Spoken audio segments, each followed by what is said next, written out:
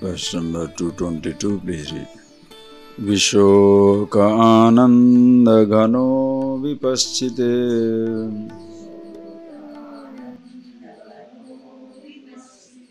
swayam kutasyanna viveti kasyite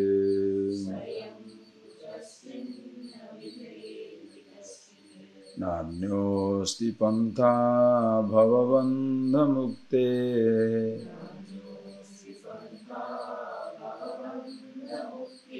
vinasatattvaavagamam mumuksho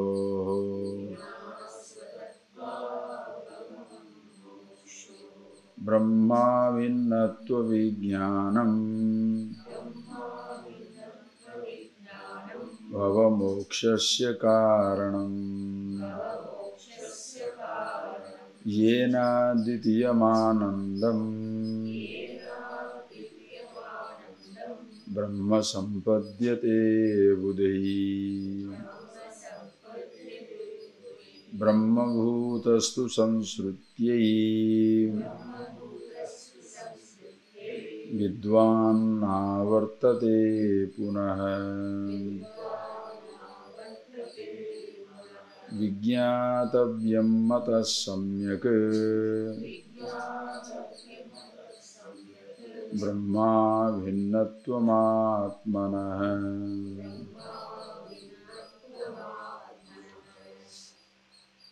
Right. I hope, as I say, you have been contemplating over these ideas, because these verses, this book, we are studying for 2 hours, 3 hours. 21 hours you are left with yourself.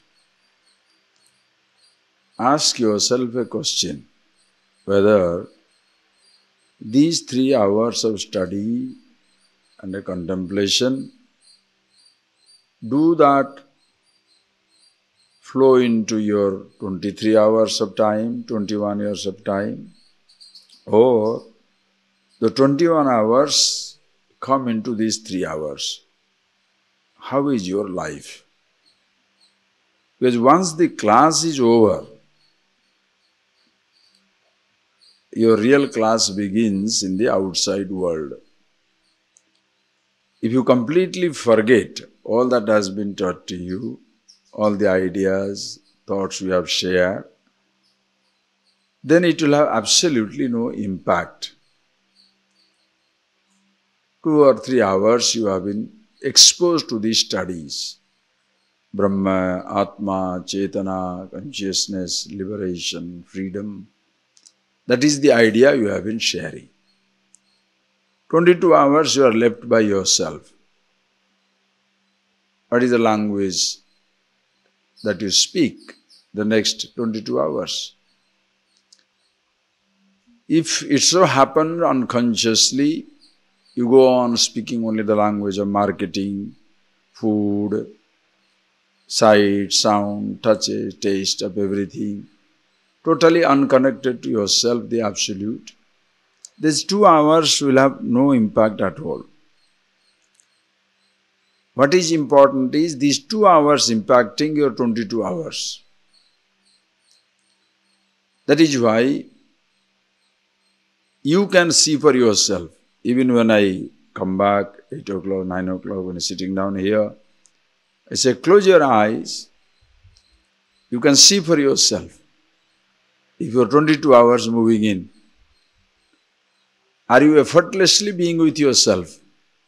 Or you are so involved with the talking something, seeing, hearing, tasting, touching,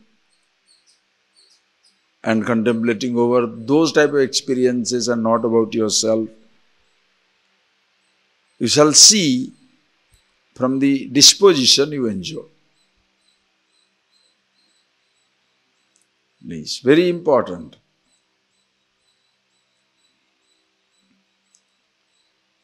To the extent unconsciously your thoughts, your mind has moved out into the world, to that extent you shall find it difficult to return to yourself. If you are steadily abiding in yourself, It doesn't matter whether it's night 10 o'clock, daytime 10 o'clock. You're there anywhere, you're always with yourself. Meditation is not an effort. It's an effortless thing, your being, as you have been seeing. Meditation is not a role. Being with yourself is not a role. Being with yourself is the fundamental to your existence. You are meditation. Roles go on changing. Thoughts go on changing. So ask that question, are you restful all the time? That is why these words that are given out, you remember it. Vishoka Ananda, Vishoka Ananda, Ghano Vipaschite, Swayam Kutaschinna Babhuva Kaschite. One statement you can go on working on it. Vishoka, Vigata Shoka, from where the grief is gone. No more there is any sign of grief, no touch of sorrow in life. Understand? Being yourself, you must see that. Being yourself, being the self. You are so much at home with yourself. The relative comfort, discomfort, pain and pleasure doesn't touch you. It's not that you are not recognizing the convenience and inconvenience. It's not that you are not recognizing the comfort and discomfort. But at no time it ever creates any sense of anxiety, restlessness, pain, discomfort. You are always at home with yourself.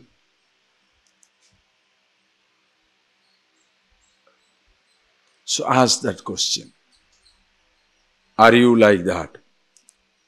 Because what you do, understand, this 2 hours study is very nice. 3 hours you can listen to these things very nicely.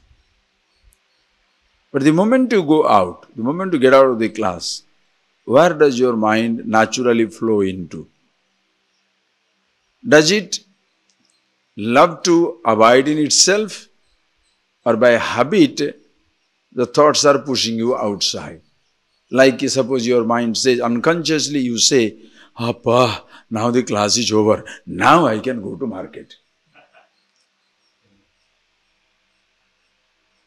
Instead of, when this class is going to begin? Always market, this, that, man. Cheh. Okay, it's all right, we have to do this, but when it will begin? What are you waiting for? Are you waiting for contemplation, meditation? Are you waiting for getting out of the gate? Somewhere move out. If you are staying at home in your room, are you feeling comfortable? Or you feel like a prisoner inside your room? Get out, open, and must talk or do something because you are not comfortable in your room. It's a beautiful example. The physical body also is a home. Are you comfortable inside the home? Doors and windows of perception closed. Eyes closed, ears closed. Inside is so exciting, you don't want to look out. So peaceful, you don't have to go out. But for your sustenance, you have to do it, therefore you do. No problem. That is why you happily, are you getting that point? You are happily going about. Anything to be done for my sustenance, happily I go about doing it. But there is no restlessness inside. Your home, your room is not a prison. Your body is not a prison. For most people, they are in a mobile prison. For most people, living is in a mobile prison. Physical body is like a prison and you are imprisoned inside it. So they carry their prison wherever they go. The prisoners of their own thoughts, ideas. For you, the one who understands the truth, is a mobile pleasure dome. Everywhere you go, you are pleased, happy, excited. Because you are happy with yourself, landscapes are continuously changing. So every time you are excited, because nothing ever affects you. Understand? And in case it is there, suppose there are inconveniences, as I told you, you recognize the inconveniences. You want to change it, try to change. But be with yourself. So ask yourself the question. Before you come to this class, what is your mode? Ayyo, now 2 hours. Why? Room is so nice to sleep, you know. By chance such a resistance. Or sit down and write something, hand is frozen, lead, dead weight. Right? I'm thinking. Thinking is very easy. Why? Nothing to do. Writing means there should be substantial production. If you have to write, you have to speak, you have to definitely do something. Because when you start writing, there has to be few pages of notes. You have to speak, there has to be a regular half an hour, 1 hour speech, a development on the topic. Whereas thinking, what are you doing? Thinking. There is nothing to show. So the person feels very comfortable. A lazy man can walk into that. That is why most of the so-called sadhus are absolutely somberi. Total lazy, inactive and stupid. Why? Thinking. Contemplation is not an activity. Are you getting that point, please? Being with yourself is not an activity. You don't have to do something. Are you getting that? Contemplation is not an activity. It's your being. See, space is not an activity. In the space, activity takes place. But space is not an activity. Silence is not an activity. In sound, there is a lot of activity. In silence, what activity? It's nothing. It's just natural. So being with yourself is not an activity. What are you doing? I'm always trying to be with myself. Trying to be? What is it trying to be? Appreciate. So be conscious. And very important. When you see that, when a person sees it,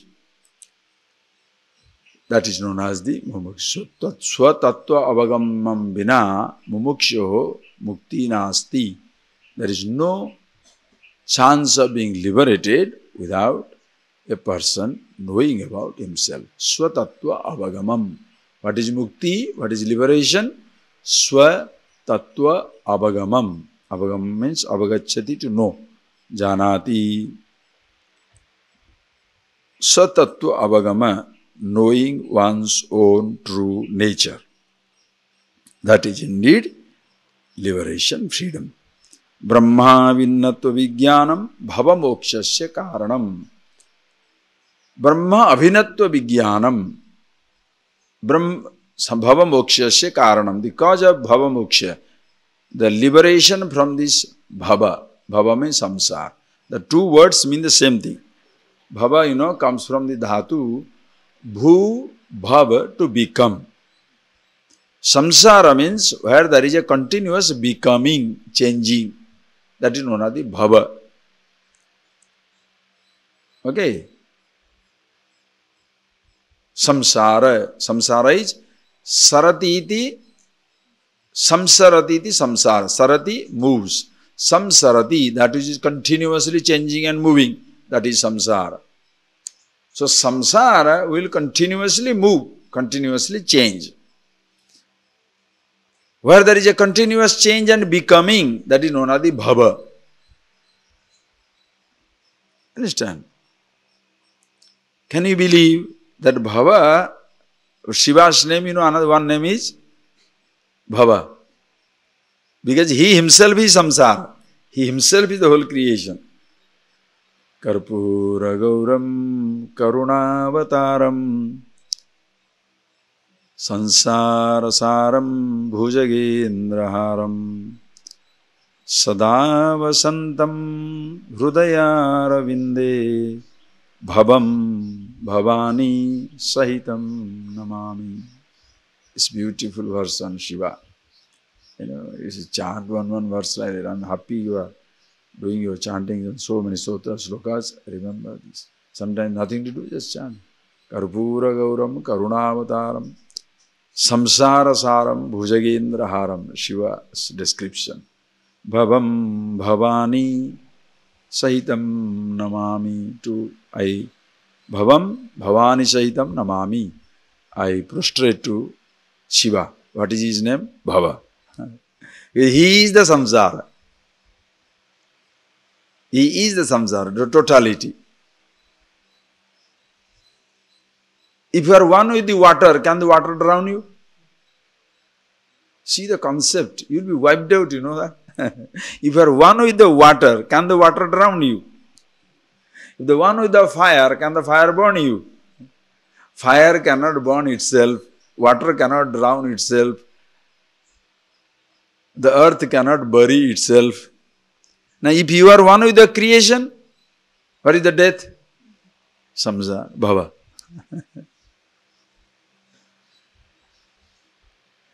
See, you understand that is a Brahma Abhinatva Vijnanam. This knowledge where Brahma Abhinatva, you are undifferentiated from the Absolute. Brahma Abhinna, there is no Bhinnatvam, there is no difference, division. You are one with the individual, undifferentiated, pure consciousness. There is nothing other than it. When you are one with it, that is known as the moksha, freedom. So moksha is always there. Freedom is always there. Bondage comes and goes. That is why even after you recognize the truth, sometimes you are forgetful, apparently bound again. In your forgetfulness, there is a sense of bondage. That is why Narada says beautifully. That is, he says, Pramadam vai mrityum bravimi. For the people who are engaged in the contemplation and teaching, study and contemplation, such people, death is no more the death of the body. Death is forgetfulness. When you forget yourself, you are suffering the death. There is no other death. Because you know very sure, the physical body goes on changing. That is the nature of the body. But when I forget myself, unconsciously you jump into the stream of the thought or stream of your changing body or the creation. That is the time death comes. So, Ena Advitiyam Anandam Brahma Sampadyate Buddhai. So those who know this truth, they are Buddha. Buddha means those who have this Bodha Rupa, awareness as themselves, they are the Buddha, wise people. By them, Advaitam Anandam Brahma Sampadyate. They gain this non-dual, Advitiya, one without a second, Ananda, bliss. In total bliss, there is no second thing existing. In the moment of happiness, you are not separate from what you enjoy. Just see the beauty. That is why everybody enjoys something. Do you know why? Because in that duality, you begin with a duality to merge in the non-dual, the absolute. When you see the mountain, it is different from you. But when you are enjoying it, you are one with the absolute bliss. The second thing falls away. That is why in deep sleep state, everybody enjoys, because objectless awareness. There is no thought, there is no object, nothing. So, when you are one with yourself, that is absolute bliss, and that is Brahma consciousness, all pervasive. We have seen that. Sampadyate buddhi. Brahma bhutastu vidwan sansrutei punahana avartate. Brahma bhuta sanne, being one with the Brahman, Brahma bhuta, being one with the Brahman, with the truth all pervasive, such a person we call it vidwan, the wise man. Wise men do not know the truth. Those who know the truth are wise people. Are you getting that? That's just The language is very important. Yes, unconsciously we can destroy ourselves. If you ask them, hey, do you understand? How can I understand? I am an ordinary person. Only wise people know the truth. Huh? Wise people never know the truth. Only when they know the truth, they become wise. Or else you will be happily condemning yourself. I am an ordinary person. How can I know the truth? Only wise men who know the truth. Wise men don't know the truth. Those who know the truth, they become wise. Everybody is ordinary. Everybody is ordinary. But once you are awakened, aware of yourself, you become wise. Are you getting that? That is why unconsciously people have that, everybody concludes, the whole thinking is so wrong. Everybody concludes, I am an ordinary person. We look at Krishna, when he was born, what happened? The guards were shackled, parents were unshackled. Sometimes children ask questions, the adult's minds are so stupid, Adult mind is so stupid. Shall I give an example? You know the story of Krishna. What is the story? That boy, what is his maternal uncle's name? Kamsa. The Kamsa, he was, when he was giving his sister in marriage, he had a voice from the above that this sister you are getting him married is her 8th child will kill you. Right? So after that what he did? He put them into the thing. And one child came, killed. Second one, killed. Third one, killed. Fourth one, killed. And all that you know that. And the 8th time when he comes back, Krishna went to other place, the girl come back to here, and when he says killing that, she flies up and says, your enemy is growing in the Gopura. That's a beautiful story. You know what a child asks a question? He said, uncle, just understand, 7th, 8th standard fellow. Uncle, if Kansa knew that this 8th child is going to kill him, why did he imprison them? They could have separated them. Instead of imprisoning them together, Devaki and Vasudeva, right? Vasudeva, no? Devaki and Vasudeva.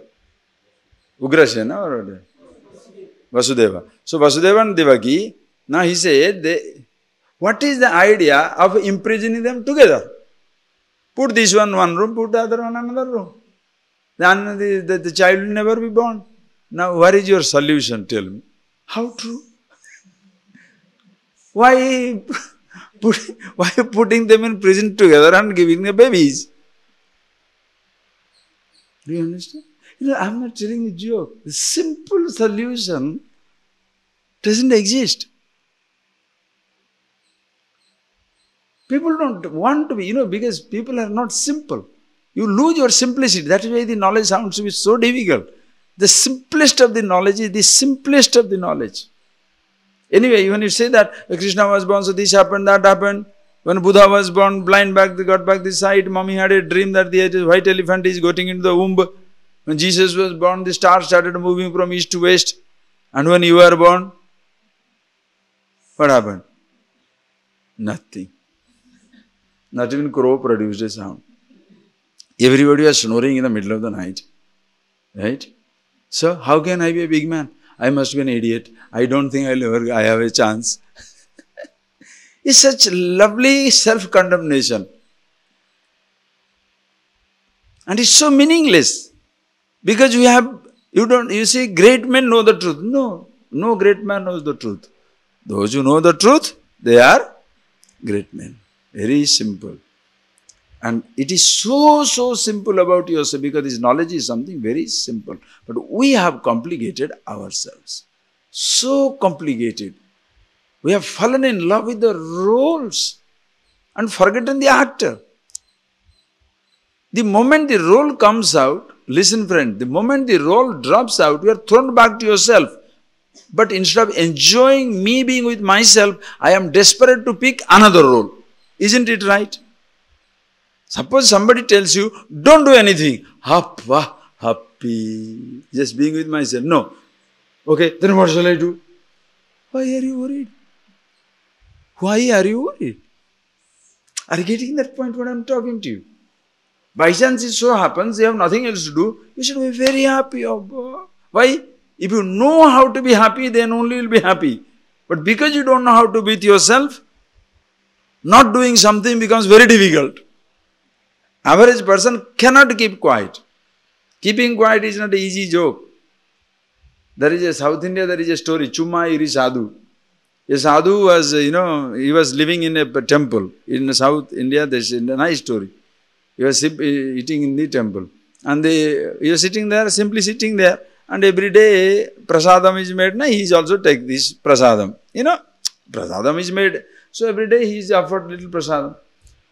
So the accountant was appointed. So he was accounting everything. And also he was writing, simply sitting sadhu, 30 rupees. Simply sitting sadhu. But on him, 30 rupees spent. Because morning, breakfast, lunch, dinner, on him, 30 rupees spent. So he wrote it down, 30 rupees, simply sitting sadhu, 30 rupees. So the Jamindar, the landlord who was owner of the temple, he said, one day he was in a bad mood. So long he was passing everything, but one day he was in a bad mood. He was looking at everything. Yeah, what is this simply sitting sadhu? 30 rupees. No, there is a sadhu, Maharaj, he is sitting there in the temple all the time. But simply sitting 30 rupees, nothing doing. Cut.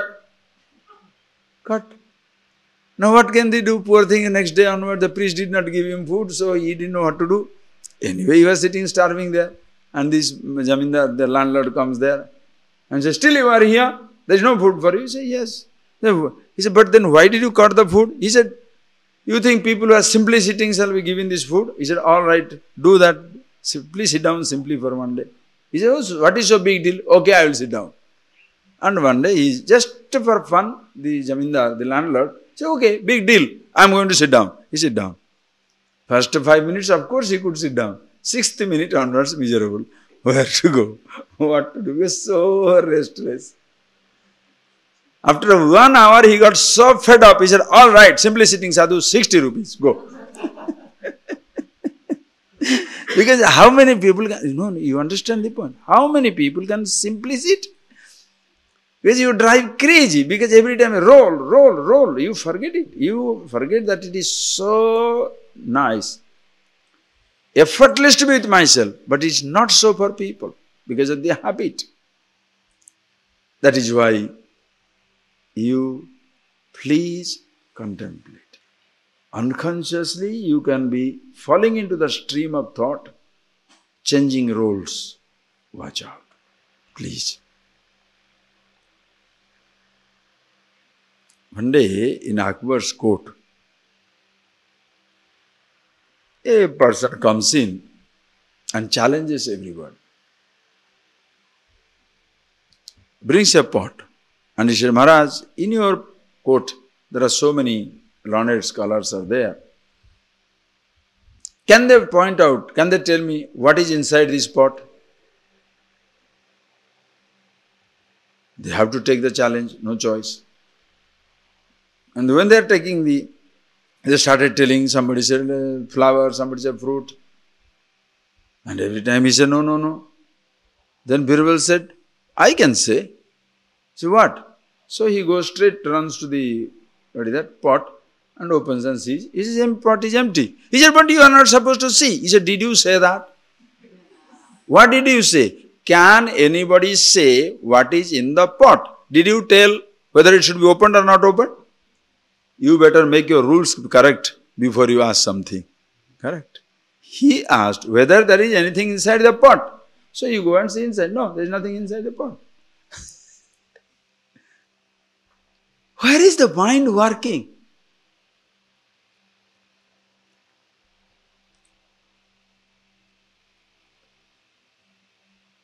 A king wanted to appoint a prime minister. Just see the simple incidents. Prime minister. And he had a heavy taste for them.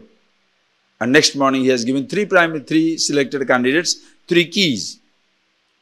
And asked, whoever can open the door first, 9 o'clock I am going to be in the court. Whoever comes to the court first, he shall be the prime minister. So all the 3 fellows started reading about different types of locks and all that. 2 fellows heavily studying, picked up all books on lock and key and in opening and this and that. The 3rd fellow relaxed. Anyway, I have not known about lock and key. And that's not my job to look at the lock and key. We'll see when it comes to the end. And then what happens is, the competition started at 8:30. This fellow is 8:31, he is in the court. The fellow never studied. The other two fellows, after 9 to 9:95, they are reaching their place. They saw this man is already there and he is already the Prime Minister. As to what happened? The king asked, okay, you tell your experience. The first man they asked, how come you come in? Do you know anything about lock and key? He said, no. Then how did you come in? He said, look, you say, open the door and come. Before opening the door, shall I not feel whether it's locked or not locked? When I touched it, it was already open. I walked out. But the moment you see a door close, you think it is locked. Just think the working of the mind. It must be, suppose somebody says a competition, you must open it. You already take for granted it must be locked. Why do you think that is locked? Just push. This is how mind works. You must be free. Find out, am I bound? Are you getting that question? When somebody says, you must be free, the next question, first thing I ask is, am I bound? When you find out you are not even bound, so what is the question being free? Always free. Simplicity of this wisdom. We have missed it in our so-called intellectual activity, lost in emotions, lost in practices. The simplicity of the wisdom is lost. It's so beautiful. I hope you think over all these things. Vijñātavyamata samyak brahma abhinatvatmanam. So a person who knows this, brahma bhutastu vanudhi brahman punahana avartate. He never returns again. Liberated once for all. There is no question of being reborn. There is no, he is not even, when he appreciates the truth, he knows he is birthless, ajaha. He is not even born. What is the question of being reborn? The physical body is born, body passes. But himself, ever unborn. Ajo nitya saswata yam purana, unborn, eternal.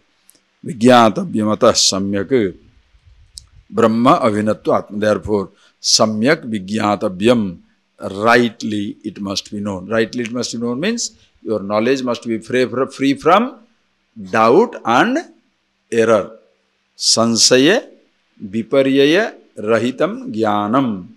The knowledge means it should be free from sansaya, doubt, and should be free from viparyaya, error. Because you may have doubt-free knowledge, it can be erroneous. Sky is blue, doubt-free, erroneous. Earth is flat, doubt-free, erroneous, subject to correction and verification. So, I am the body, doubt-free, erroneous. I am the mind, doubt-free, erroneous, subject to correction and verification. When you recognize, when you start analyzing who you are, instead of picking up a role along with the body, along with the changing mind, you see yourself as you are, samyak vijnanam, and which is no more subject to change and verification. Once you are infinity, always infinite. Once you are immortal, always immortal. Okay, having told this, then he reads further. Satyam jnanam anantam brahma vishuddham param swatas siddham nityanandayikarasam pratyak avinnam nirantaram jayati. So nirantaram jayati, always shines. Continuously shining, pure consciousness that you are. What it is? Which is Satyam, Jnanam, Anantam, Brahma. Understand the words. Are you getting it? Once you, please appreciate. Once you see the nameless as it is, then you can go on giving names to its various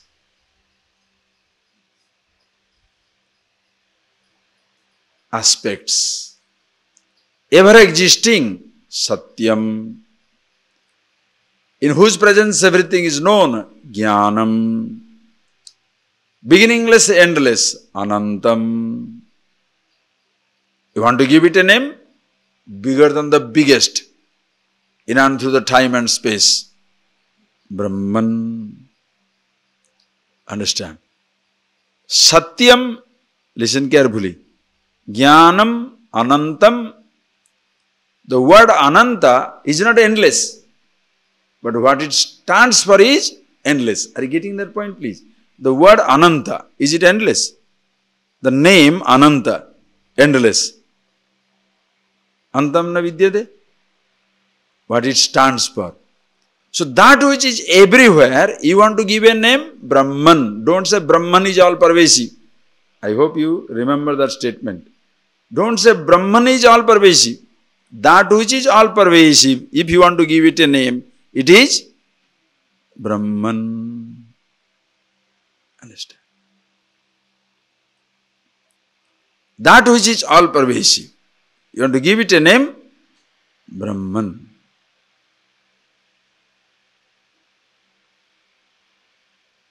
That is why your naming must be meaningful. Are you getting that? The naming must be very meaningful.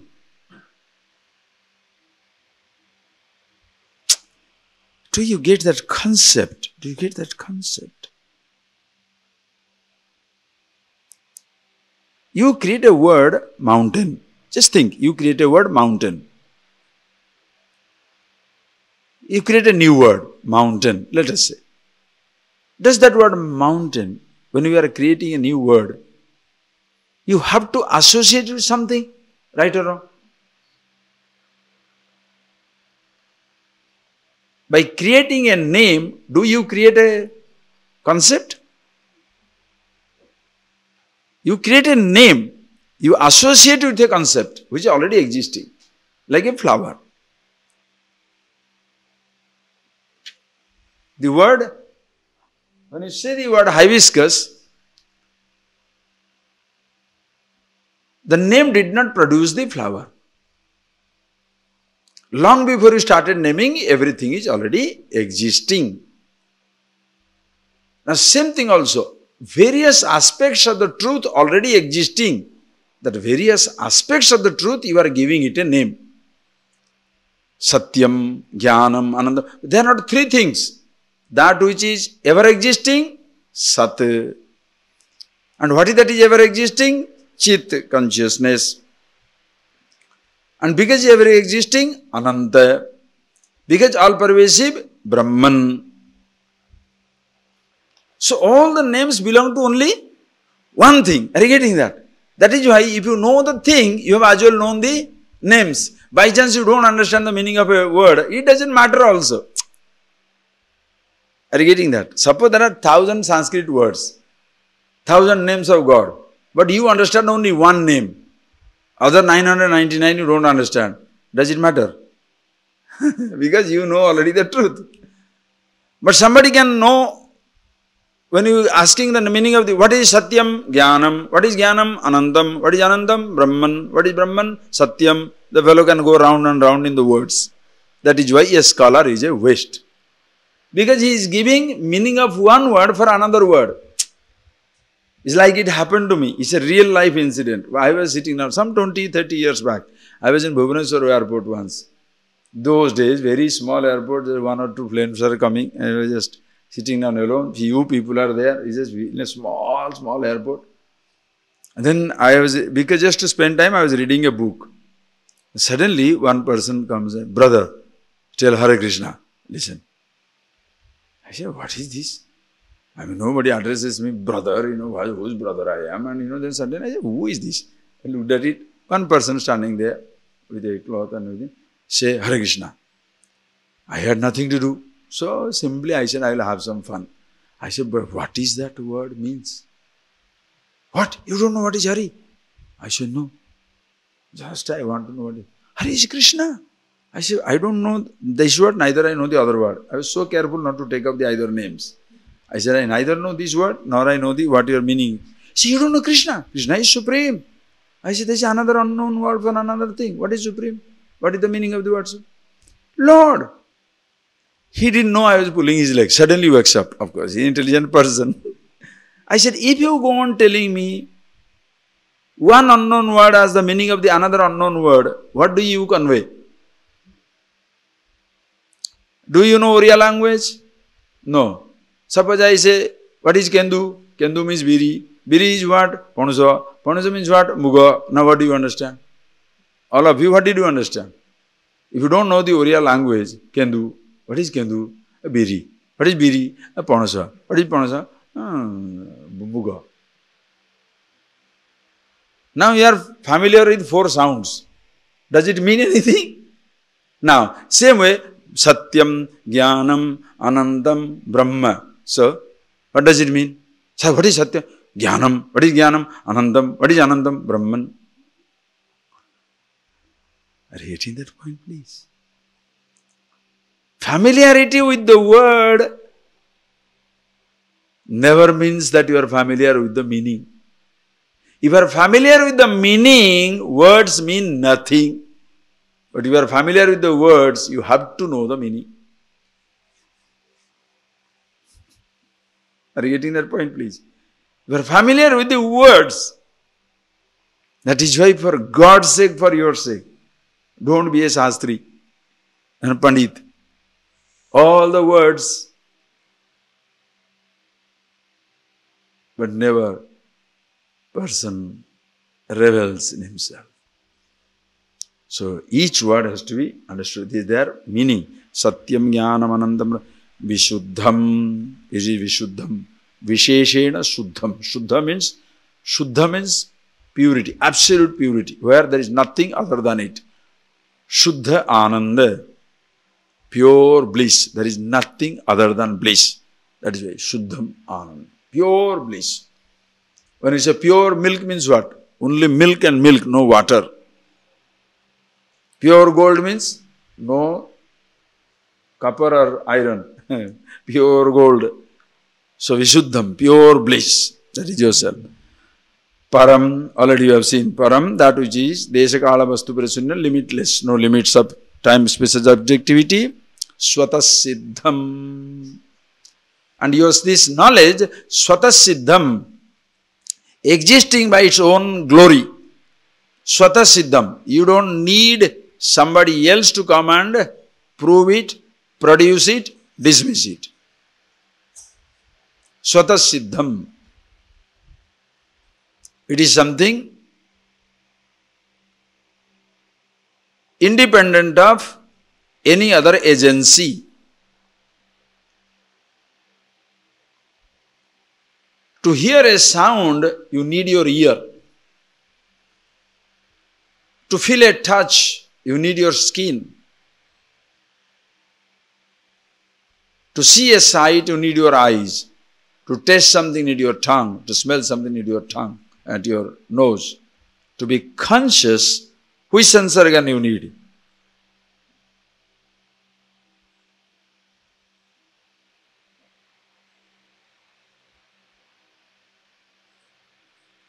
Understand?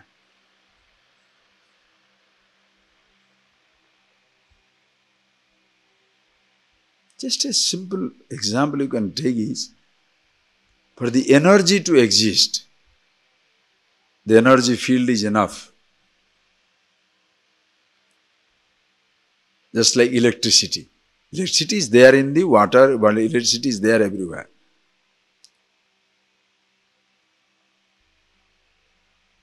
You want a fan to run, electricity must come in. The fan can be old, needs repair. Electricity never needs repair. Are you getting that point, please?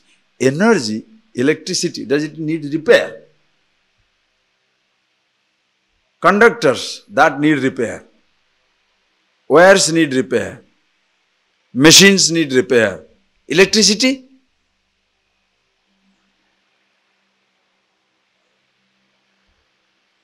Consciousness doesn't need any repair.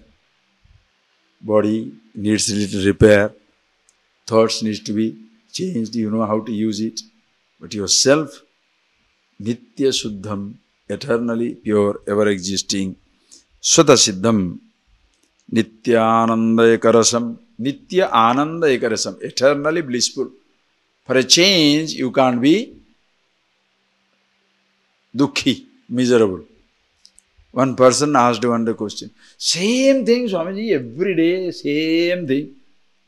Then I said, what do you want to listen? For a change, shall I talk about death and mortality? Misery and pain? Every day only Brahman, Brahman, Brahman, happiness, happiness, happiness. From various standpoints. Now, should you get tired of it? Or should you ask yourself a question, do I need to listen anymore?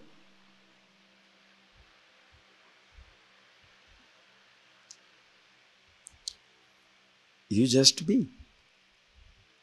Until you gain this knowledge, you must listen for understanding the reality. Once you understand it, you sit down there to revel in the truth. So the listening both way helps the people. Before you know, you must listen in order to know. After you know, you can listen, you can choose to listen, more to revel. Because when you understand it, now, who has the time to sit down and think? Just listen. Ah, that's right, that's right. Ah, revel. So both way it is beautiful. Before you listen and before you understand, you listen to appreciate. After you understand, you listen to revel. But when you revelry, there is a choice. You can listen to pure Vedanta, the study as it is, or while working through your life, seeing, hearing, tasting, touching, smelling, doing whatever you do, you are always in meditation. Never forget yourself. Okay? It is something pratyega bhinnam nirantaram jayati, always shines. And what is this? And this reality, Sat, what is this? That is everything. Read. Sadidam paramadvaitam swasmat anyasya vastuna bhavat nahyanyadasti kinchit samyak paramartha tattva bodha dashayam. Now he goes on singing the glory of this knowledge. Sadidam, idam, sat, parama advaitam. Same words, now you see that? Are you getting that place? In the last verse, if you don't understand Satyam, are you going to understand Sat in this language, this particular verse? Advaitam, 100 times it has gone. Satyam, Paramadvaitam, Niranjanam. The same 20, 30 words you can take and create 20 verses. Why? Placing the words in different context. So, does it mean another verse? Why are they writing? That is because Pauna Punyena Sravanam Kuryat. Again and again you listen to the same thing until you are absolutely effortless in being with yourself. That is why the Shastras say that language. Pauna Punyena Sravanam Kuryat. Avruti Asakrit Upadeshat. That is Brahma Sutra, it comes. Avruti Asakrit Upadesha. Not Sakrut, not once. Asakrut Upadesha. Again and again instruction is given. Paunapunyena Sravanam Kira. Punah Punah. Again and again go on listening to this. So that you are abiding in this reality. Tat Kathanam, Tat Chintanam, Anyonya Tat Prabodhanam. That is the principle. Tat Kathanam, speaking about it. Tat Chintanam, thinking about it. Anyonya Tat Prabodhanam, mutually, between the students and students, discussing it. Anyonya Tat Prabodhanam. So that brings you knowledge. Tat Kathanam, Tat Chintanam, Anyonya Tat Prabodhanam. Talking about it, thinking about it, and parasparam, mutually discussing all the time this reality so that you are happy with yourself until it becomes very, very effortless. Once you are effortlessly happy, listen carefully. Once you are effortlessly happy, living will never appear a burden.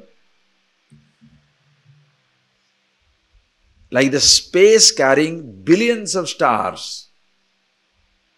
you can carry billions of thoughts. Are you getting that? In consciousness, just like in the space, the stars are not a load. In consciousness, the thoughts are not a load until the individuality comes up. The thought is a load on the individuality.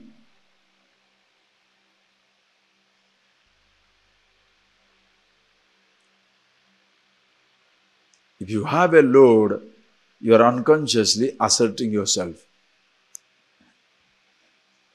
Are you getting that point, please? Are you getting that? Very clearly. If you are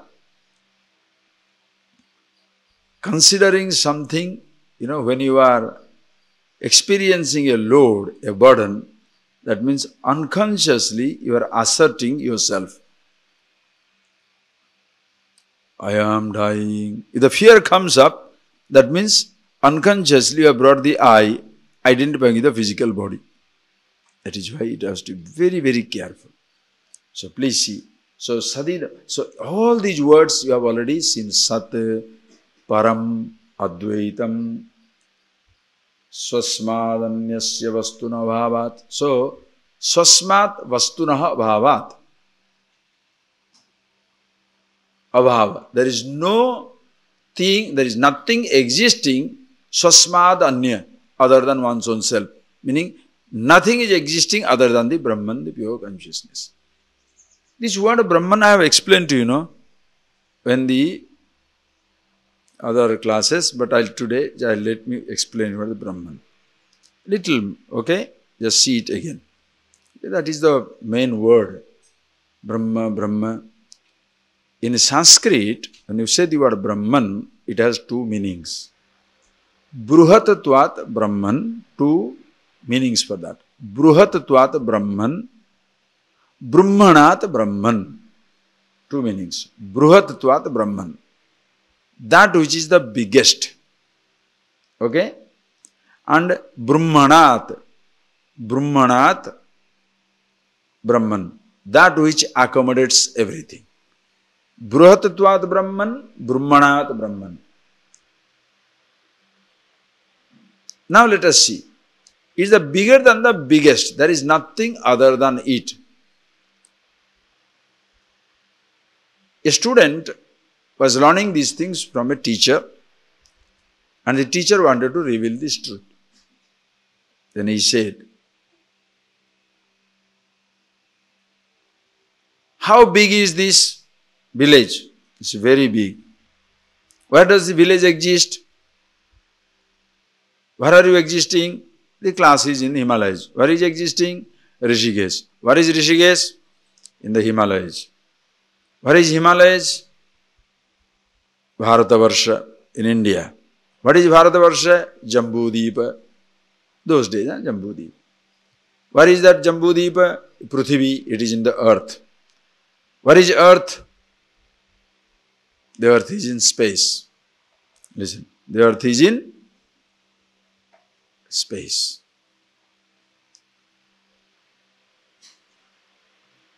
What is the space?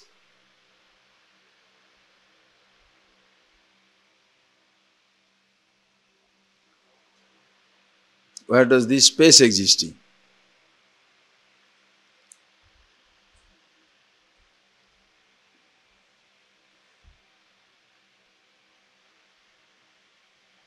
In what? Are you conscious of this space? Yes. Which part of the space you are conscious?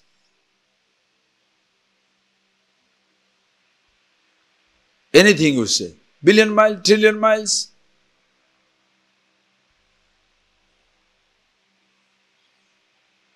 Exist. Wherever, listen carefully. There is no distance between consciousness and the space. Are you getting that? As even there is no distance between space and an object. Because every object is in space. Between the two objects in space, there is a distance. That is why distance is defined as distance between 2 points in space. But between the point and the space, there is no distance. So between the consciousness and anything, there is no distance. So consciousness is in and through everything. That is the Bruhat, the biggest. If you want to give it a name, Brahman. And that touches everything. How it is, please see. I'll make a very little example. Please appreciate. If you don't understand, ask me right away. Please ask this question. In English, the part of speech, noun, adjective. Okay, what is a noun? What is a noun? Noun is a name which describes something. What is an adjective? Visheshana. What is Visheshana? Which qualifies the noun. Flower is a noun. Red flower, red is the Visheshana. Okay? Right?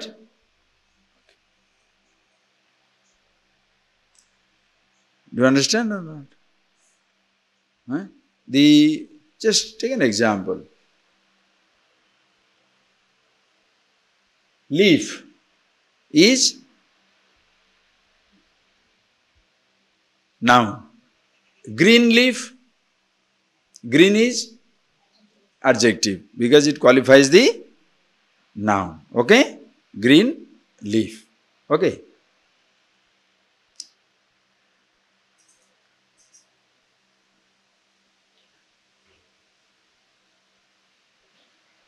Green banana.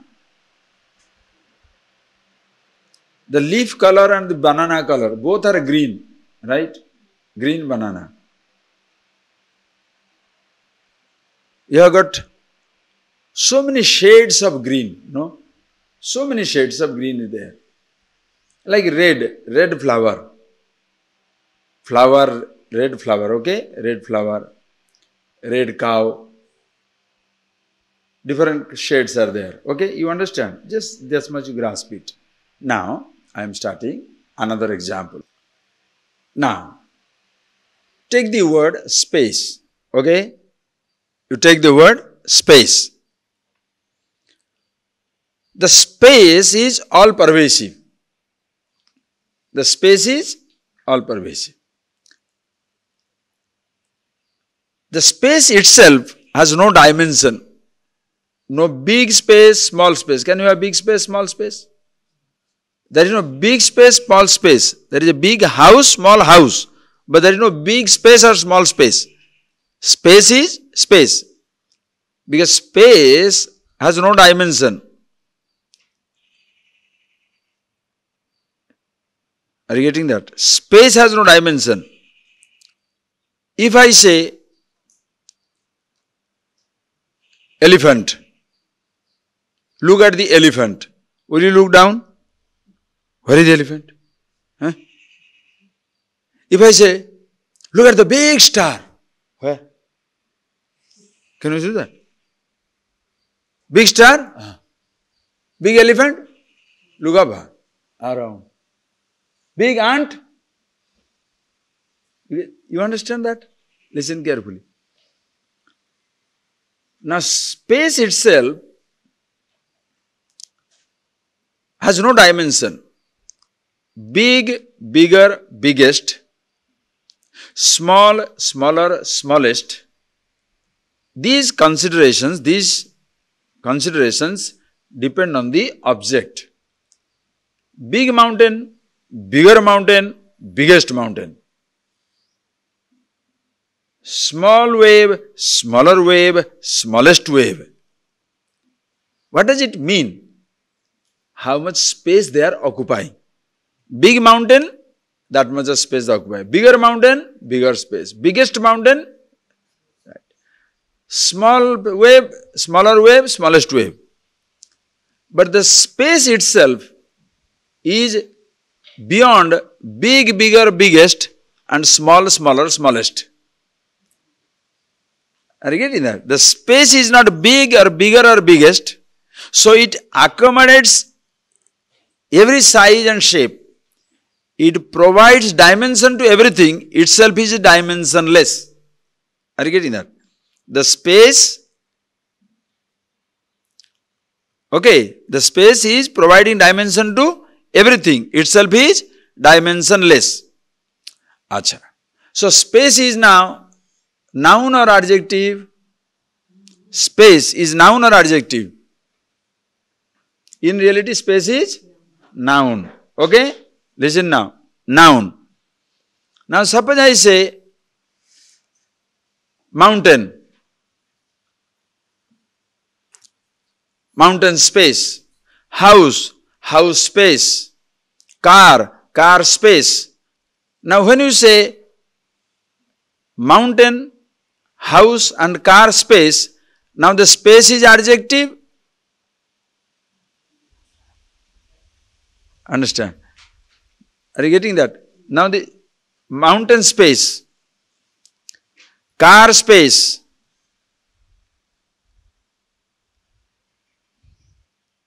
house space. Now the space was noun. Now suddenly it is adjective. Because this is qualifying mountain and cars and houses. Okay? Like that you think. Suppose I say, so what is the language?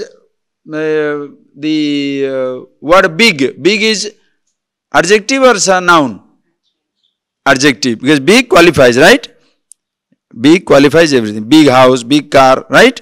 Suppose I say big star, big elephant, big ant.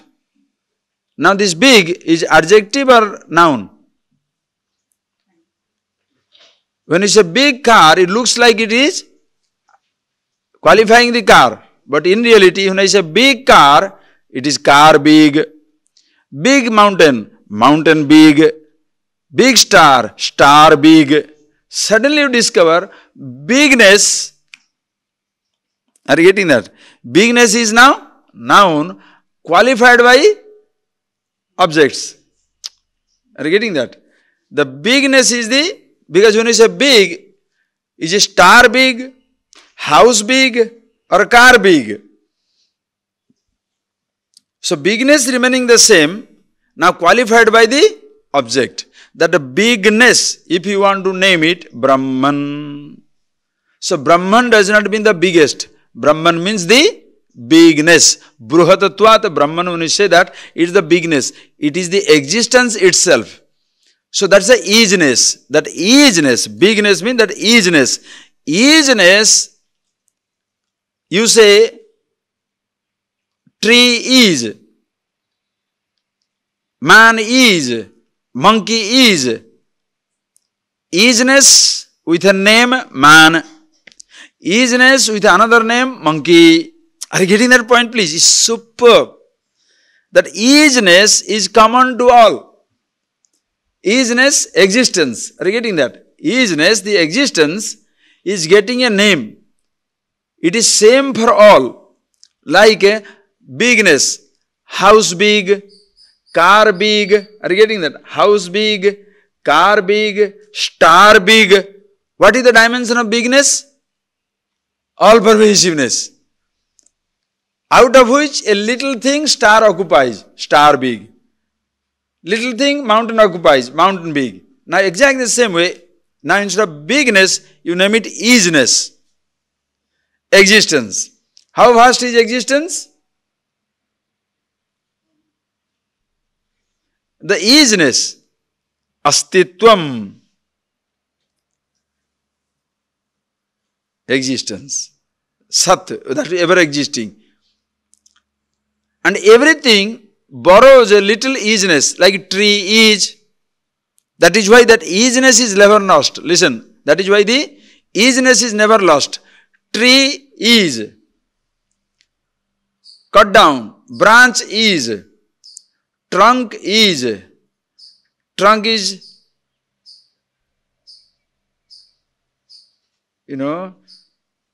now the trunk is sawed, whatever you say. When the trunk you making small parts, what happens? The plank is. Now from the plank, the door is, or the table is. Now old table is, mud is. Easiness continues. Are you getting that? Easiness continues everywhere.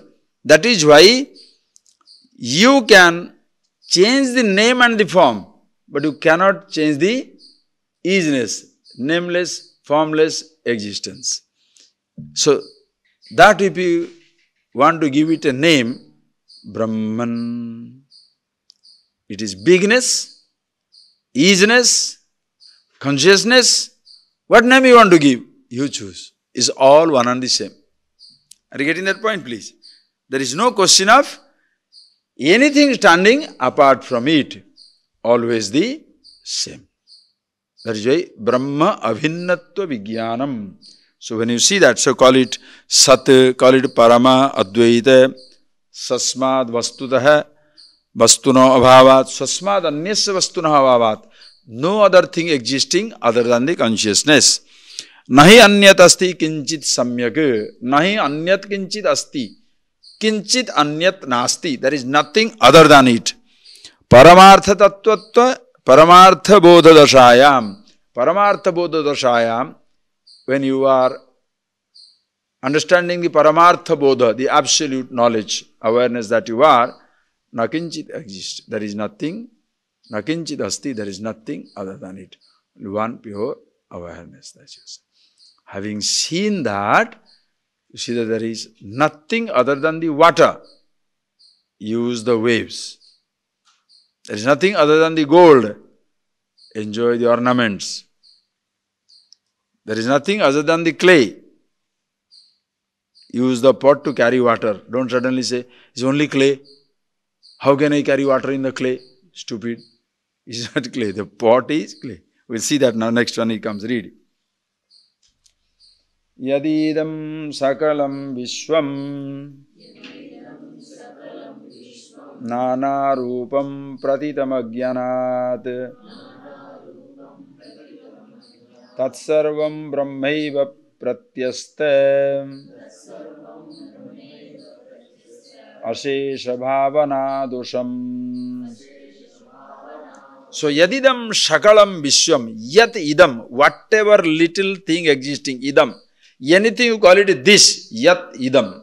Whatever little thing you are talking as this, whatever little thing is existing, sakalam vishwam, the whole universe, vishwam. You know what is the word vishwa?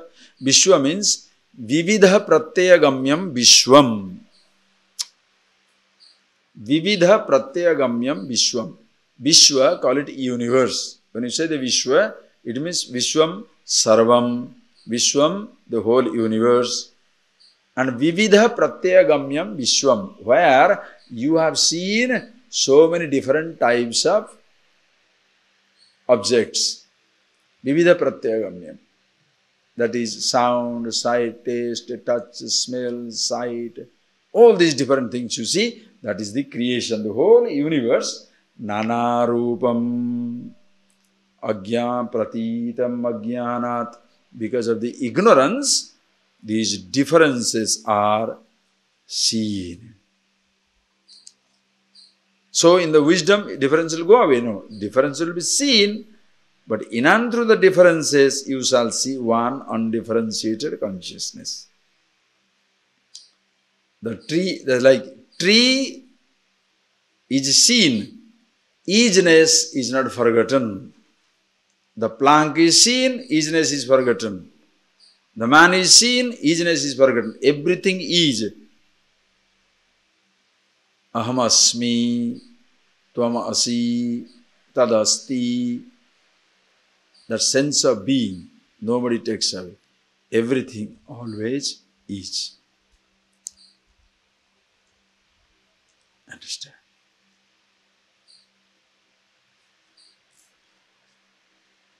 Tat sarvam brahmaiva. Whatever you see, sarvam brahmaiva. Because there is nothing other than it. Bruhatvat Brahman. Prayastas ashesha bhava dosham, bhavana dosham. And there, all dosha, limitations of every kind is gone. Ashesha bhavana dosam. Different types of thoughts created apparent differences in the creation. Nothing tortures you, that is why nothing tortures you like your thoughts torturing you. Bhavana dosham. What a language, eh? Bhavana dosham. Only your thinking is wrong. Wrong thinking destroys you.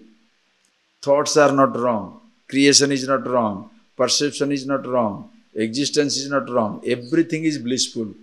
Wrong thinking destroys you successfully. What is wrong thinking? Taking myself to be other than who I am. That is the first mistake. Once I take myself to be other than what I am, thereafter your madness continues, flows into every perception. Are you getting that? Once you forget yourself, that is the fundamental mistake. Once that is done, then everything is like you are doing an equation. 5 3s are 14. After that, whatever you do the equation, it continuously wrong. Are you getting that? You make one mistake. Once you make one mistake, thereafter, the whole calculation is wrong. How sweet that example, eh? Ishvara, Ishvara.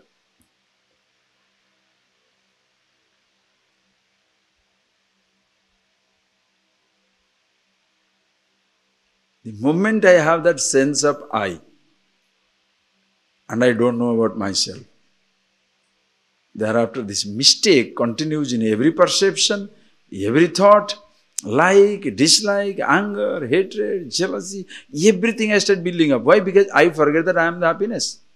I am the truth, ever existing. Shivoham. I forget that.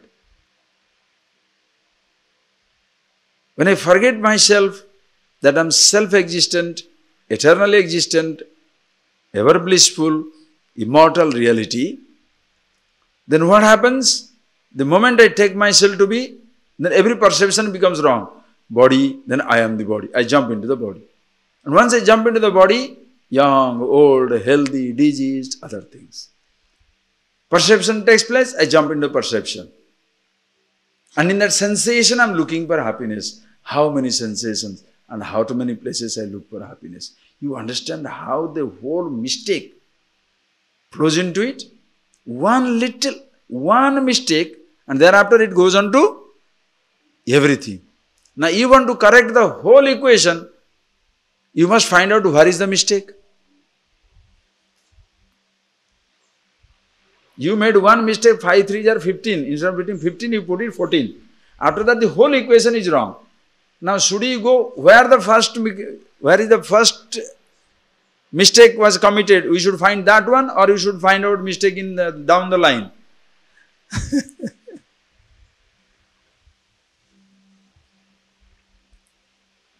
Who started the rumor? Catch the fellow. Catch the thief, you know. Who started the rumor? I only told, that is what I was told, you know. Who told you? He. Who told you? He. Who told you? He. Who told you? This is what we have heard. Heard from whom? That is where people try to hide the source. From our special correspondent. Name is not there. The paper writes the rubbish and writes down from our special correspondent. Evidently, who is that fellow? Catch the thief. Who committed? Who started the rumor?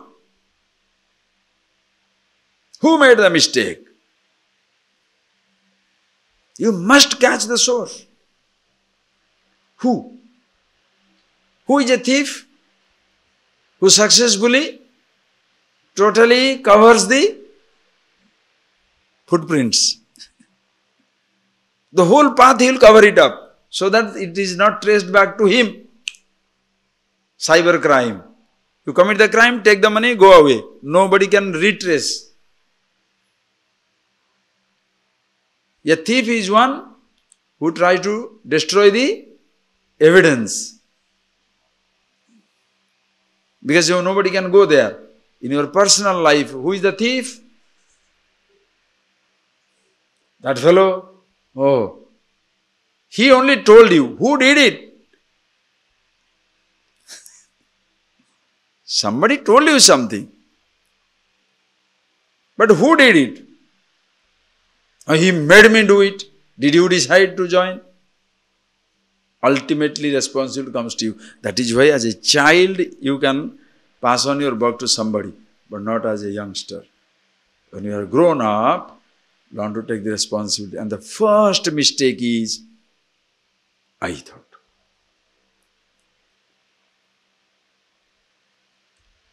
That is why when you go on correcting things down the line, life never changes. You know why people do that? They become vegetarian. Themselves rogues, but they become vegetarian. Themselves rogue. Previously they were chanting movie songs, now they are singing God songs. The rogue is continuing, you know. The rogue is doing it. The rogue is trying to impress other people. The rogue is trying to impress other people good practices.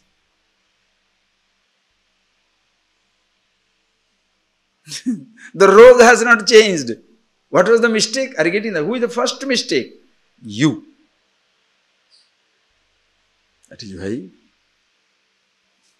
if you go on changing something down the line, the original mistake continues. Once you fix up that one, others are self-correcting. Self-correcting. You don't have to tell a person, be kind, be nice. It's a waste of time giving somebody advice like that. Once he is happy, contented with himself, secured within himself, he will be kind, nice, sensitive, everything. Why? What else to do? Because being angry, being stupid doesn't pay anything. You know? Please see that. It's a beautiful example. So, asesa dosham, every thought goes away. Having told this, he further reads. Please read. Mrutkarya bhutopi mrudo na vinna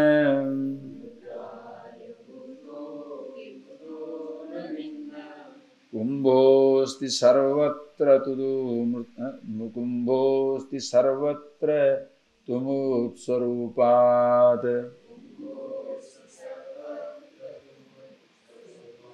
na kumbharupam pruthagasti kumbha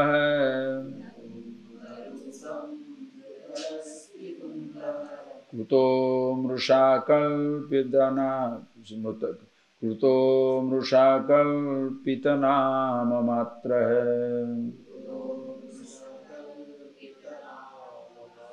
Mrutkarya bhutopi mrudo na vinnahe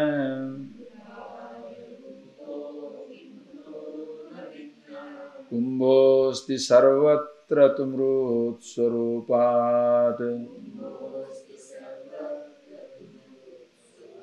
na kumbharupam pruthagasti kumbha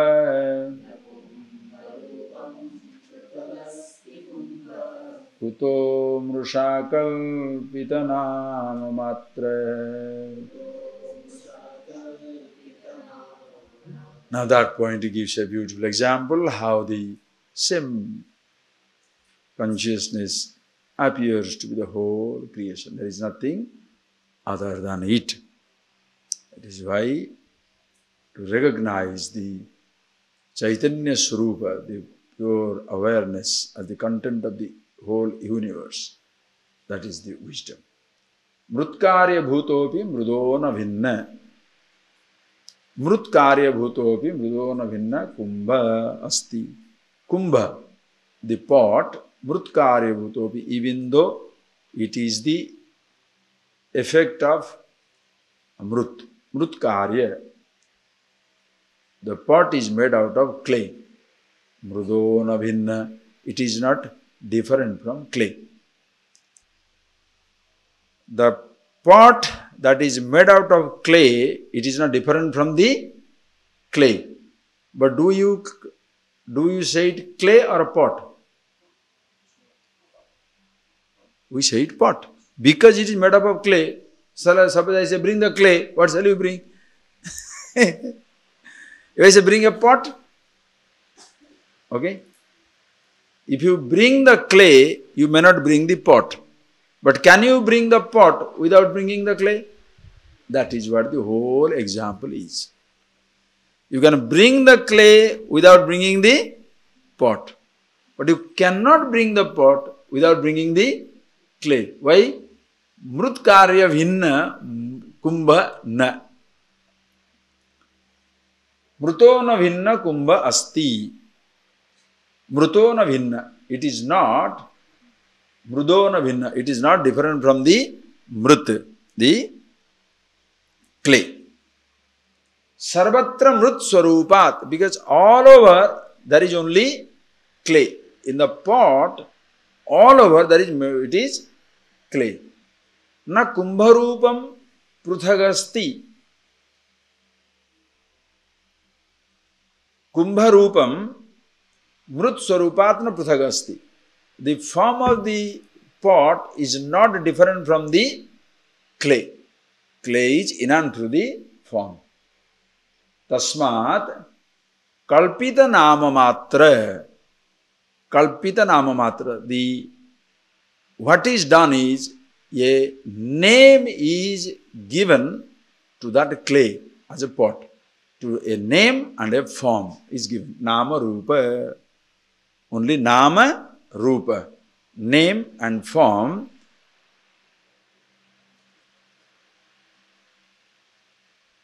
Listen carefully. Name and form imposed upon the clay, not added to the clay. Can you add anything to the pot? Huh? Clay is pot. A name and form is imposed. For what? Convenience. Take this example of pot and clay and take 3 words now. Idealist, pragmatic, romantic. Take 3 words. An idealist, pragmatic and romantic. An idealist is, he sees only the clay. That fellow is a philosopher. Oh, I see only clay. Hey, go and get some water in that pot. Where is pot? Only clay. That is a theoretician, philosopher, proud, arrogant nut. Like the student in Harvard University once, a Texan farmer sent his son to the Harvard University, Harvard. And there he went, joined Harvard Divinity School for philosophical study. So this Texan farmer who had never gone to college, he said, I am spending so much of money on this fellow just to push the pain. Let me see what is he studying. So he and his wife went to Harvard. The son came in. They all went to the college university cafeteria, sitting down there. And the father said, son, to be very frank, I have come to see what you are doing. Because my father never spent any money on my studies. I am spending a fortune on your studies here. What are you studying? He said, I am studying logic and philosophy. He said, what is this logic and philosophy? Then he said, and that is the time the waiter came. They had ordered already 3 plates of chicken. So the waiter has brought 2. And he said, see father, how many plates he has brought? 2. Count. 1, 2. He says, so this is 1 plate, this is 2 plate. Plate 2. Yes, 1 plus 2? 3. So he has brought 3 plates. This is 1, this is 2. Logic. The father was mightily impressed and looked at his wife and said, darling, you take the number 1, I take the number 2, let him eat the number 3. There are 3, for his logic, from his logic, there are 3 plates, no? So you plate 3, I take 1, you take number 2, let him eat the number 3. This is known as the Shushka, dry Vedanta, dry philosophy, logical nonsense. It's a logician's stupidity. Simply talking rubbish. Understand? What is that about creation? There is no Brahman, there is no only Brahman, only Brahman. There is nothing else. But when he is hungry, best food should be given to him, other food to other people, right? These are the rogues of the highest order. Philosophers, logicians, idealist, useless. Other fellow is romantic. Romantic is na? A pot breaks. When a pot breaks, his heart breaks. So he writes an elegy on the death of a pot. Oh, how nice this pot was, little pot, he was built that way, that way. As a child, you know, that variety. Crying variety. Romantic. Pot broken. The pragmatic, the practical one is, while using the pot, does not lose sight of the clay. If you say, bring the water, he uses the clay, made as the pot, drinks the water. When the pot is broken, clay is not broken, make another pot.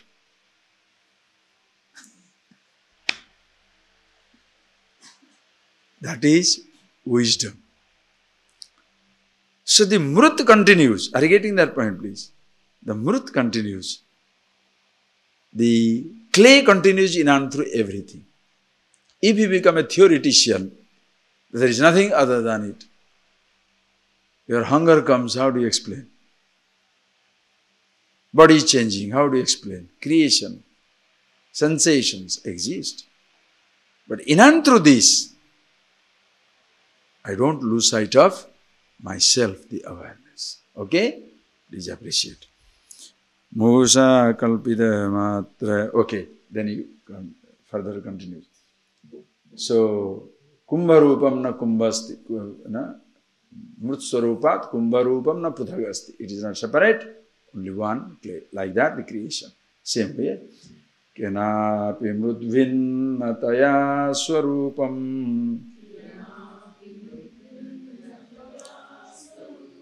ghatasya sandarsaitum na shakyate ato ghatakalpita eva mohat mrudeva satyam paramartha bhutam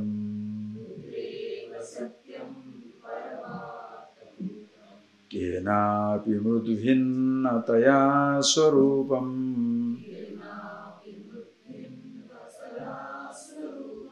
ghatasya sandarsaitum na shakyate ato ghatakalpita eva mohat mrudeva satyam paramartha bhutam.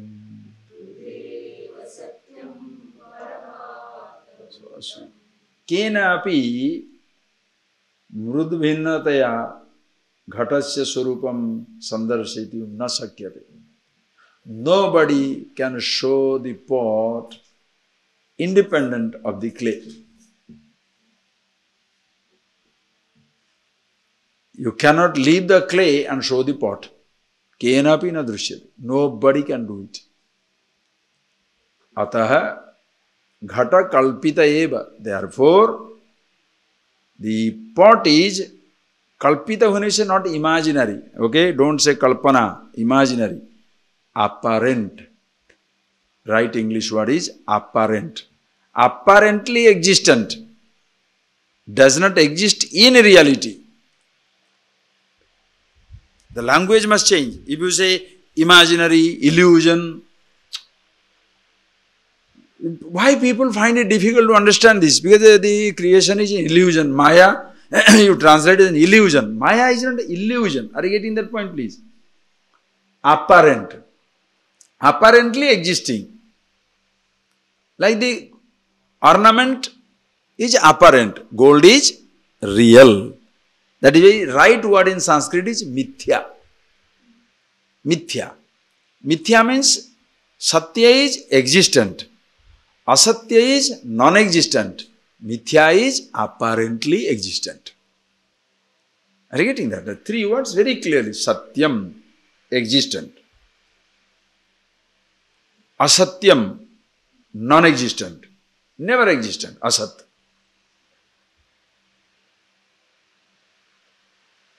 And Mithya is apparently existing. You can't say it is Sat, you can't say it is Asat. The pot, can you say it is Sat, ever existent? Broken. Therefore, shall I say non-existent? Is. So, use it as long as it is existing. Creation is like that. Can you say the body is a truth? No. Was not, will not be. Therefore, can I say non-existent? Breathing, kicking, alive. Apparently existing. Use it as long as it lasts. What a beautiful attitude to life. Can you say the thought is Sat, ever existent? No.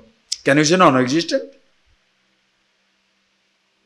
If it is non-existent, why are you saying it? If it is ever existent, how come it disappears? So apparently existing. Therefore, use it. How do you use it? You decide. Are you getting it? You decide. That is why you are in complete control of your life. Happy with yourself. Understand? You are in complete control with your life. You can't control other people's lives. The tragedy is when the people do not and cannot control their own life, but they are busy controlling everybody's life. So that my life becomes easy. Easy. You understand the mistake you commit? Your own life is not under your control, but you want my mother should smile, my father should give me whatever I want, my father should give me. But I don't want to control my desires. You understand where the criminals are born? I do not want to control my thoughts. I don't know how to handle my thoughts. I don't know how to use my thoughts. But I want my father to give me whatever I demand. I want my mother to do whatever I wish. I want my friends to behave exactly as I want them to behave. What about your thoughts in you?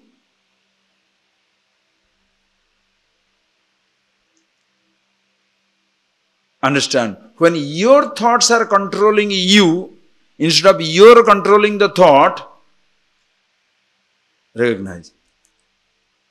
When your thoughts manipulate you, your thoughts exploit you, seemingly exploit you, your thoughts seem to regulate or control you, instead of you regulating the thought, you cannot ever rule over the world.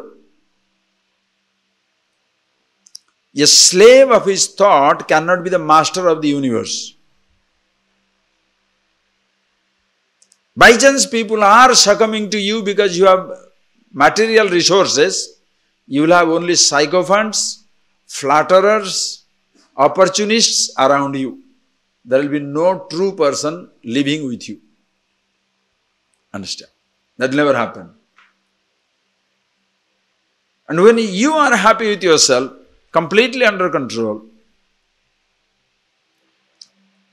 you are happy with yourself, you will have genuine people around you because you don't control anybody. Nobody will have to tell you a lie. Understand? Nobody need to tell you a lie because you are ready to listen to the truth. When I know about myself, I know my weakness, my strength, I can immediately make out who is flattering me and who is telling me the right thing. Are you getting that? You know your weakness. Are you getting that? You know your weakness long before others know it. You know your strength long before others know it. So you know immediately who is flattering you and who is genuine because you know your weakness. The person who wants to hide his weakness or the strength and doesn't know what he is doing, he shall be surrounded by flatterers because the flatterers will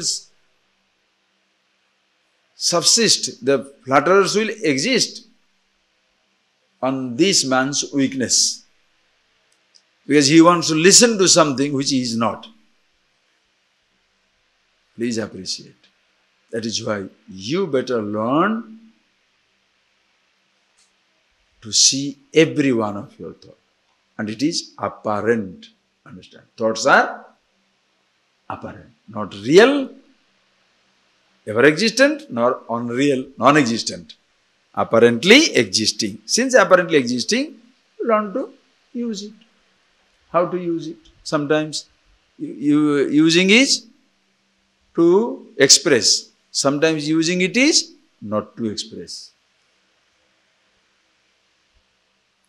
Are you getting that? The whole choice is yours. You are a wow person. Nobody ever touches you.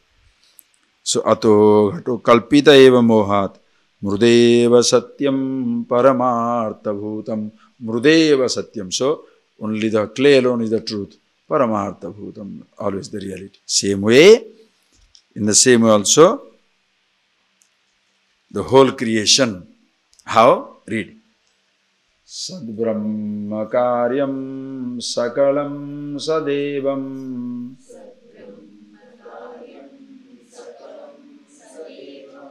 tanmatrametan tato nyadasti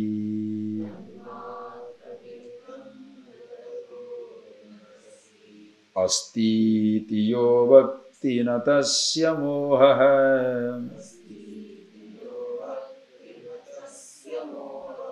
vinirgato nidrita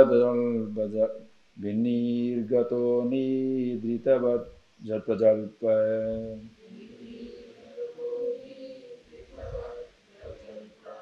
Sadbrahma karyam sakalam sadevam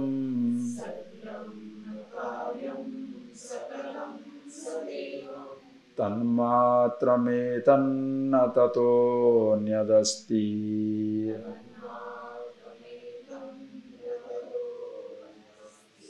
asti tiyo bhakti natasya moha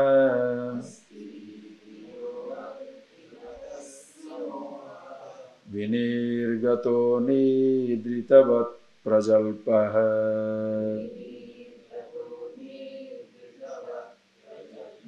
So just like mrutkarya, clay and the things made out of clay. The things that are made out of clay are not different from the clay. Clay is satyam. The pots are apparent. In the same way, Brahma, Sat, existence, consciousness, awareness, yourself, all pervasiveness, Sat, ever existent. On that, the whole creation is apparent. The whole creation is mithya. Like, take the example. Same famous example of rope and snake. Okay? Please appreciate now. I am going to give a little synopsis again of the whole creation. As you had seen in Tatodha, let us repeat it for your sake again. But please see it nicely. Okay? Relax and enjoy. See this.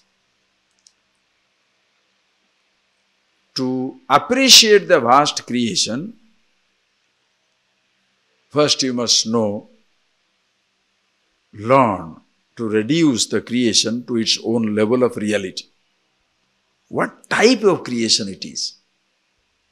Can I say this creation as a Sat, ever existent? Can I say this? Ever existent, as it is. Sat means Trikale Pitisthati. Ever existing as it is. The creation, perceived universe, along with my body and the mind, it doesn't come under that category. It is continuously changing. So can't say Sat. Can I say it is Asat? Totally non-existent? If totally non-existent, how come it is available for perception? Very nicely they say, Satchetna Vadheta. If it is the truth, it should not be subject to cancellation. Asatchetna Pratiyeta. If it is totally non-existent, it should not appear to be. Satchetna Vadheta. Asatchetna Pratiyeta. If it is the truth, should not be subject to cancellation. If it is non-existent, it should not be available for perception. The creation, you cannot say the truth because subject to cancellation. Cannot say non-existent because available to perception, available for perception. Then what it is?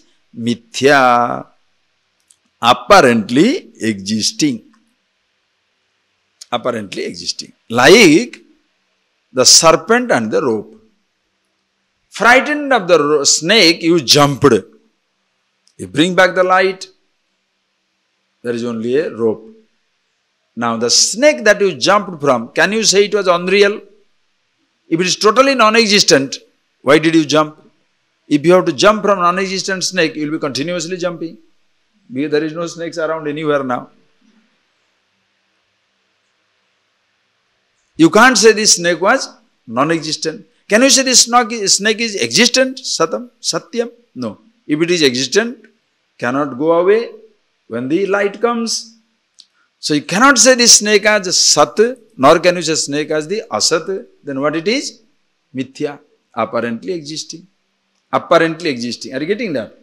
So the whole creation also comes under that category. Neither Sat nor Asat, neither Sat nor Asat, but Mithya. Apparently existing. Don't say illusion, imagery, dream-like.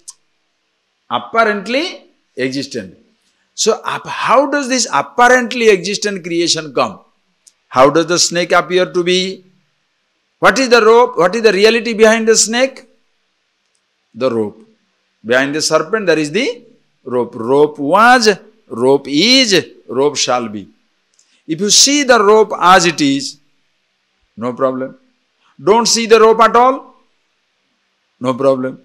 Look at the rope and don't see the rope. That is where problem begins. If you see the rope and don't see the rope, you look at the rope and don't see the rope, projection takes place. It can be a snake from which you run away. It can be a garland to which you go. So pravritti, nivritti, these are the two things human beings indulge in. Some you go towards, some you run away from. Are you getting that? So, to have this apparently existing snake, Mithya, there has to be a substratum, adhisthana. Adhisthana is rope. The snake, apparently existent Mithya, is adhyaropa, superimposition. This superimposition appears to be something. So, as even it is an appearance over the reality, this creation is an appearance over the reality. Listen carefully. If you see yourself as you are, consciousness all pervasive, Brahmevaham, no problem. If you don't see at all as in deep sleep state, then also no problem. But when you see and don't see, the projection begins. Are you getting that? Only difference is, when the snake is your personal projection, dream is your personal projection, the creation is not your projection or my projection. It is the projection of the totality. That is why it is not individual ignorance which creates the creation. There comes the total ignorance, Maya. Are you getting that? That is where comes the total ignorance, Maya, because of which the creation appears to be. Understand? As even the rope appears to be the snake, the rope has never become the snake. Rope appears to be the snake because of the Maya, total ignorance. Consciousness doesn't become the creation, appears to be the creation. That is why there are two types of creation. Parinamavada, Vivartavada. Now you can connect it up. Parinamavada, Vivartavada. Parinama means where the Swaswarupa Parityagena Rupandrapati, where the milk gives up its nature to become the curd. That is Parinama, transformation. Vivartavada means apparently existing. Vivarta. Vivarta means Swaswarupa Aparityagena Rupandrapati, Arthandrapati. You do not give up it. Without giving up its nature, it appears to be something else. The rope, without giving up its nature, appears to be the snake. Brahman, that is why Brahma is the Vivarta Upadana Karana of the universe. Brahman is the Vivarta Upadana Karana. It is the Vivarta. That means apparently existing. It is without itself undergoing any change, appears to be the whole because of Maya Sakti.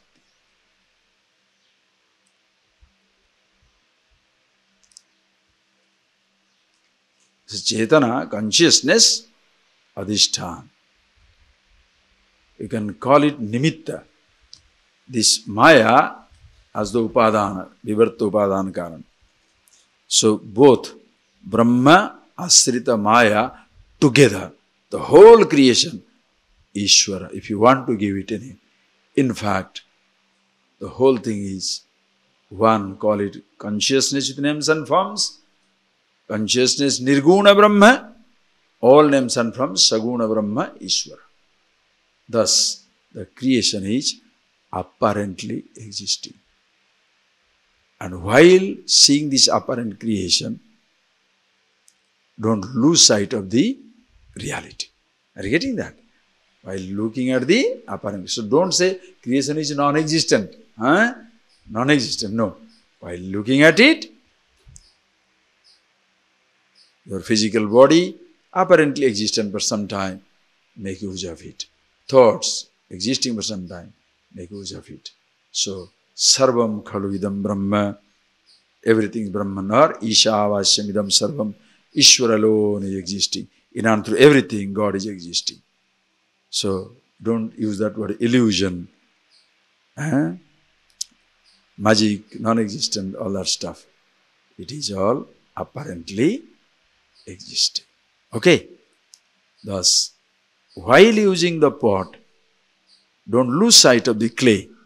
While using the body, mind, universe, don't lose sight of yourself.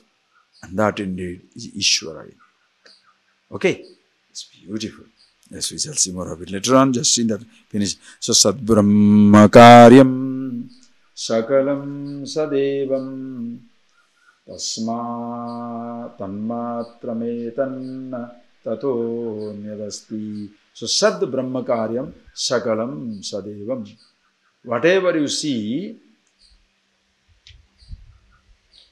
Tataha Anyat Nasti. Na Tataha Anyat Asti. Other than it, there is nothing existing. Shakala Brahma Karyam Tanmatra Etat. Only that, Brahman alone. Asti Tiyo Bhakti Natasya Moha. One who says Asti, true. That is, everything is. And that Ahamasmi. Tatra na moha. Natasya moha. For him there is no delusion. Brahma asti. Listen carefully. Brahma asti. And tad Brahma Ahamasmi. Truth is. And I am the truth. Nadasya moha. There is no more any. I am the truth. Not the body, apparent, not the thoughts, apparent, not the sense organs, apparent, not the creation, apparently existing. I am the reality. That is why in all your identities, one reality, common denomination, I. Others are apparent, apparent, apparent, apparent. Your second names are all apparent. Your first name is real. Just under the context you can take it. Your first name is real. It flows into the second names. And all the second names are apparent. You cannot hold on to it. When the person gets into trouble, when the secondary is taken as the primary, when the apparent is taken to be real, that is the time problem begins. That is why for everybody, everything is not a problem. Whoever makes it a problem, for him it is a problem. For others it is not. Are you getting that? Creation is not a problem for everybody. No object is a problem for everybody. Are you getting that? If you create a problem out of it, that is of course your problem. Same food is given. Somebody happily eating away, somebody happily grumbling away. Huh? The same food is given. Give the best food. Some fellows who are used to useless food, they will say, what nonsense is this? No spice, no oil. What is this healthy food? Yuck.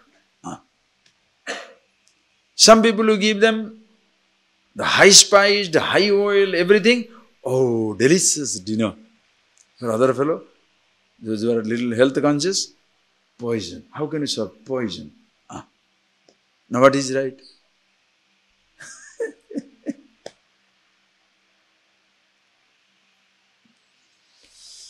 Do you understand these things, huh? Please see. Ahamasmi. That's beautiful. Ahamasmi sadabhami kadachit nahamapriya ato ahamna katam brahma sachidananda lakshanam. Some book will come, we shall see that. Ahamasmi, I am always. Sadabhami, ever shining. Always in love with myself. Therefore, how can I not be Sachidananda Brahma? Ada joke. Ahamasmi, I am always there.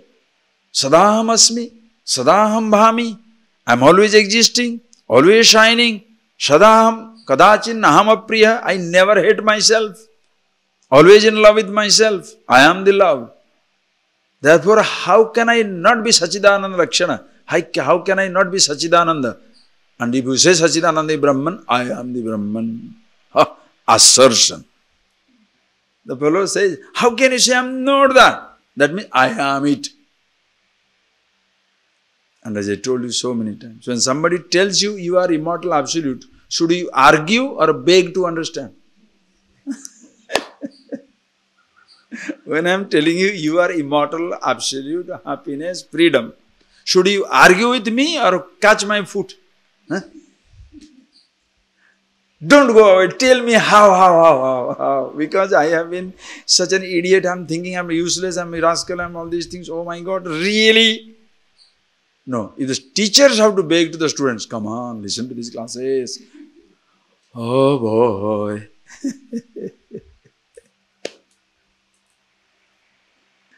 So beautiful, huh? So he says, Astiti yovakti nadasya moha. One who says astiti, it is, tasya no moha. That is why astika. Astika. Astika means astiti yovakti. One who says it is, theist. Astika. Nastika is nastiti. Is not. There is a truth? No. There is God? No. You are immortal? No. All right. Who suffers? Why should I convince him? What is my need?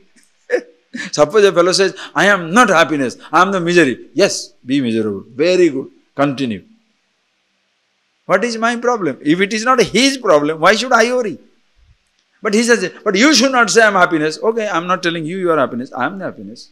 How can you say that? What is your problem? Did I argue with you that you are miserable?